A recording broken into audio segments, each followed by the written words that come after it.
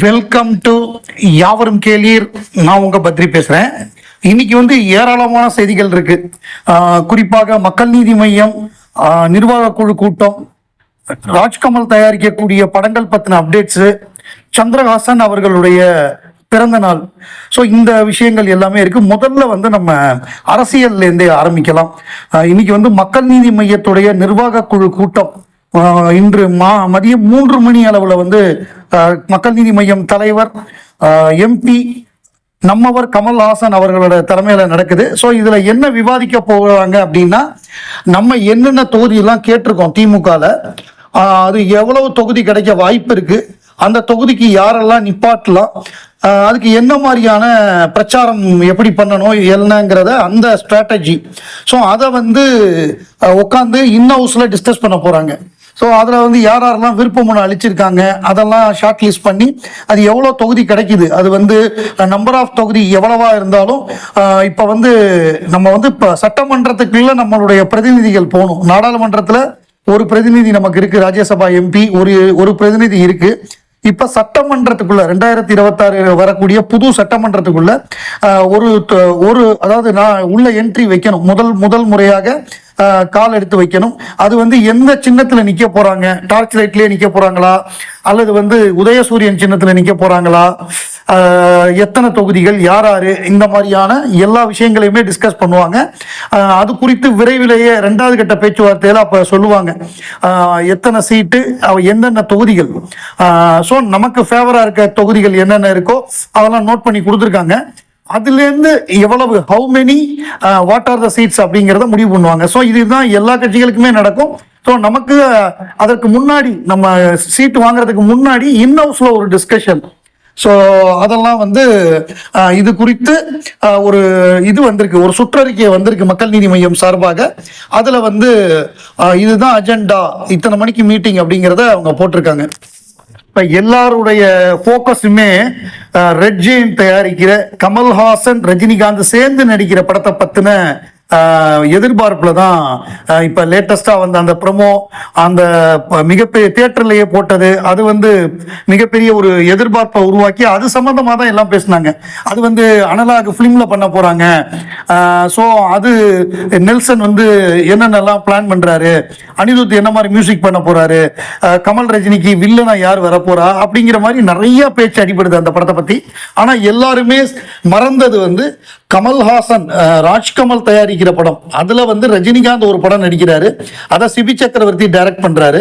அந்த படத்தை பத்தி பேச்சு மூச்சே காணோம்.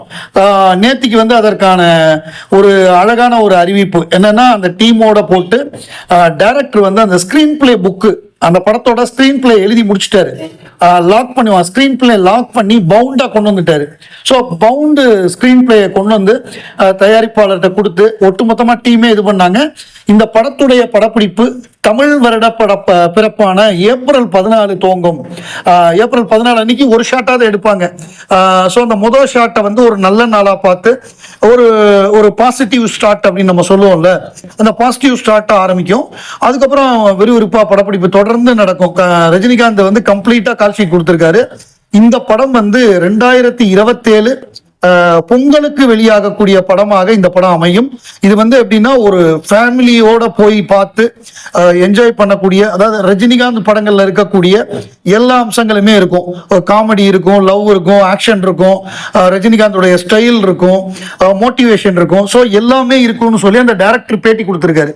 ஸோ இந்த படப்பிடிப்பு ஏப்ரல் 14 தொடங்கி செப்டம்பர் அக்டோபர் வரைய நடக்கும். செப்டம்பர் அக்டோபரோட முடிஞ்சிடும். அதுக்கப்புறம் போஸ்ட் ப்ரொடக்ஷன் தான். போஸ்ட் ப்ரொடக்ஷன் முடிஞ்சு ஒவ்வொன்றா வரும். First single, second single, teaser, ட்ரெய்லர்லாம் படம் பொங்கலுக்கு வெளியாகும். ஸோ இந்த 2027 பொங்கல் அப்படிங்கிறது ராஜ்கமல் தயாரிக்க ரஜினி நடிக்கிற படத்துடைய பொங்கலாக அமையும். அந்த படத்தோட டைட்டில்லாம் வைக்கிறப்ப இன்னும் அது பரபரப்பா பேசப்படும். சிவகார்த்திகேயன் தொடர்ந்து 2 தோல்வி படங்களை கொடுத்தாரு. அமரன் மாபெரும் வெற்றி பெற்றது.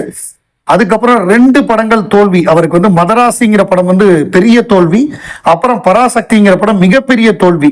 ஸோ இப்போ அவர் வெற்றி படம் கொடுக்கணும். ஏன்னா அவருடைய கான்செப்ட் படி நான் என்னுடைய பெஸ்டோ அதுலேருந்து நான் தள்ளி போய் விளையாண்டேன். நான் இந்த போராட்ட படத்தில் நடித்தேன் அப்படிங்கிறது தான் அவருடைய கருத்து. ஸோ இப்போ முழுக்க முழுக்க சிவகார்த்திகேயன் ரசிகர்களுக்கு என்ன பிடிக்குமோ அந்த மாதிரியான ஒரு படம் நடிக்கணுங்கிறது தான் அவருடைய நோக்கம். ஸோ அப்படி அவர் பிளான் பண்ணது தான் சேயோன். அந்த சேயோனுக்கு முன்னாடி அவர் என்ன பிளான் பண்ணார்னா, தாய்க்கிழவி படத்தை ஒரு வெற்றி படமா கொடுக்கணும். என்ன காரணம்னா, தாய்க்கிழவி படத்தை டைரக்ட் பண்றதும் சேயோனை டைரக்ட் பண்றதும் ஒரே டைரக்டர் தான், சிவகுமார் முருகேசன். அவரை மக்கள் மத்தியில் இன்ட்ரடியூஸ் பண்ணணும், அந்த படத்தை வெற்றி படமாக்கணும். அதுக்கு அவரு நல்ல ஒரு மார்க்கெட்டிங் பிளான் பண்ணாரு, படத்தை நல்லா ப்ரொமோட் பண்ணாரு. குறிப்பா அவர் பண்ணதுலேயே மிகப்பெரிய விஷயம் என்னன்னா, உலகநாயகன் கமலஹாசனை ப்ரமோஷனுக்கு கூட்டு வந்தாரு. அவரை படம் பார்க்க வச்சாரு. படம் பார்த்துட்டு அவர் வாயால பாராட்ட வச்சாரு. நான் சொல்றதை விட மக்கள் சொல்லுவாங்க அப்படின்னு உலகநாயகனே பாராட்டினாரு. ஸோ அவரே பாராட்டும் பொழுது, அதாவது 2 விதமா கமல் ஹெல்ப் பண்ணியிருக்காரு உலகநாயகன். ஒன்னு படத்தோட கண்டென்ட் சிங்கம்புலி கமல் புலியா அப்படிங்கிற தீவிர கமல் ரசிகரா நடிச்சிருக்காரு. அந்த கண்டென்ட் ஸ்கிரீன் பிளேலேயே உலகநாயகனுடைய பாடல்கள், அதோட பிளேஸ்மெண்ட், அது மிகப்பெரிய அளவு தியேட்டரே எரப்டார் அளவுக்கு பிரமாதமா இருக்கு. ஸோ அது ஒண்ணு. 2வது, அவரே பாராட்டும் பொழுது அவ்வளோ பெரிய ஜாம்பவான் அவரே பாராட்டுறாருன்னா, அப்ப நல்லா இல்லாம பாராட்ட மாட்டார், சும்மா பேருக்கெல்லாம் அவர் பாராட்ட மாட்டார்.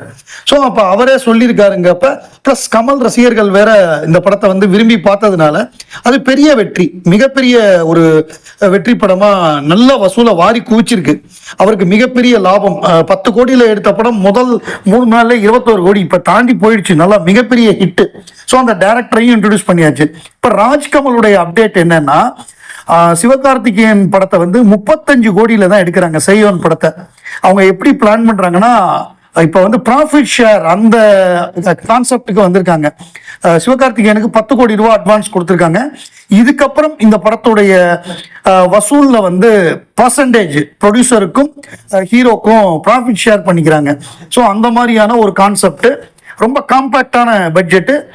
இந்த படத்துக்கு ஓடிடி பிளஸ் இதெல்லாம் ஓடிடி சேட்டலைட் 2மே வியாபாரம் ஆயிருக்கு.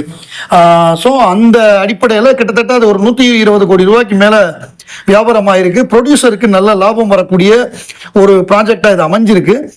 அதனால ப்ராஃபிட் ஷேர்னு போகிறப்ப அது தயாரிப்பாளர்களுக்கு ரொம்ப ரொம்ப நல்லது. எல்லா கதாநாயகருமே இந்த கான்செப்டுக்கு ஒத்துக்கிட்டாங்க, இந்த கான்செப்ட் படி படம் நடிச்சாங்கன்னா that will be beneficial for Tamil cinema.